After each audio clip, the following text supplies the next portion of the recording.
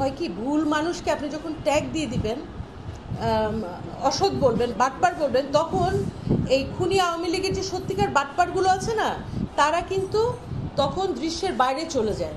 আমাকেও কিন্তু উনি বলেছিলেন যে আপনি আমাকে ফোন করলেন না কেন, 2 দিন হয়ে গেছে, 2 দিন বা 3 দিন। তো আমি বললাম আমি কোনোদিনই আপনাকে ফোন করতাম না আপনি ফোন না করলে। মানে অন্যায় করেছেন উনি।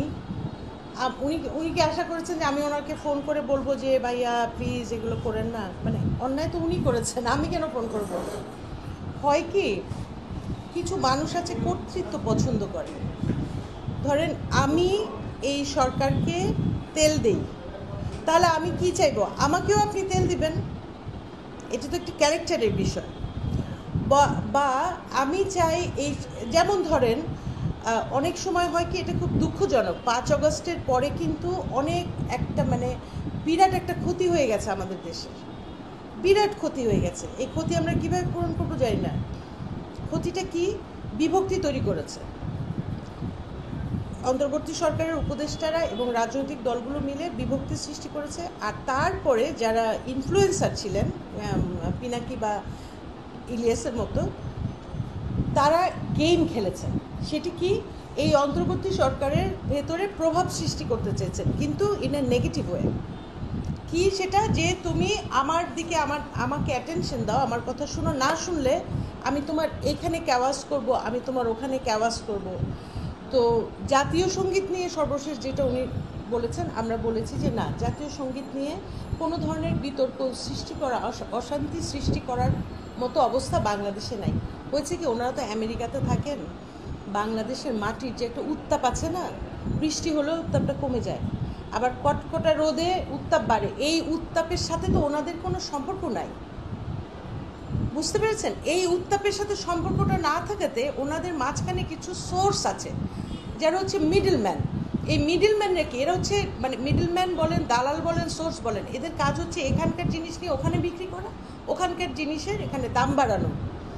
তো এই পিনাকি, ইলিয়াস বা আরও যারা ইনফ্লুয়েন্সাররা আছেন, তাদেরকে আমি অনুরোধ করব যে আপনারা আপনাদের সোর্সের ব্যাপারে, যেহেতু আপনারা দূরে থাকেন, আপনারা সোর্সের ব্যাপারে অত্যন্ত সচেতন হবেন।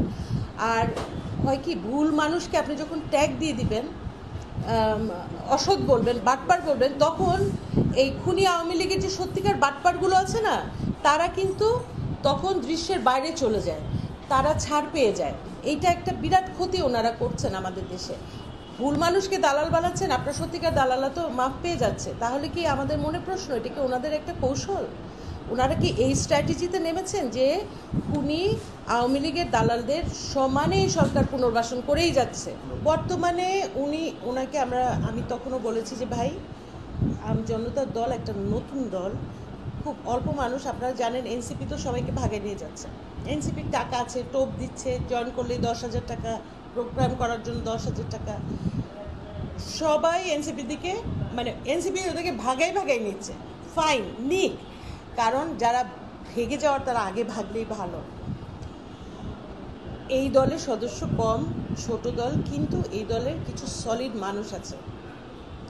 এই সলিড মানুষগুলোকে হয়তো ওনারা ভাবছেন যে এখান থেকে সরে গেলে এই দলটাকে একটু প্রো জামাতি একটা দল হিসেবে ওনারা কন্ট্রোল করতে চান, নিয়ন্ত্রণ করতে চান। এই হচ্ছে মূল কাহিনী। কেন উনি এগুলো করছেন? উনি করছেন আমজনতা দলের কন্ট্রোলটা নিতে। এখন উনি ফেল করেছেন, ফেল করারই কথা ছিল, ফেল করেছেন। এখন আমরা সবাই, আমি তারেক ভাই ওনাকে অনুরোধ করেছি যে যারা এই দলে আপনার পক্ষের মানুষ আছে, উনি আমাকে বলেছেন এই দল ভর্তি ওনার লোক। তা আমি বলেছিলাম তাহলে আপনার লোকদেরকে নিয়ে আপনি একটা নতুন দল করে দেন না, এই দলটা আপনার ভাঙতে হবে কেন? আপনি একটা নতুন দল করে দেন, আপনার রাজনৈতিক যে উদ্দেশ্য আছে সেখানে করেন। তো সেরকমই একদিকে যাচ্ছে বলে আমি শুনেছি যে উনি একটা নতুন দল তৈরি করার প্রিপারেশন নিয়েছেন।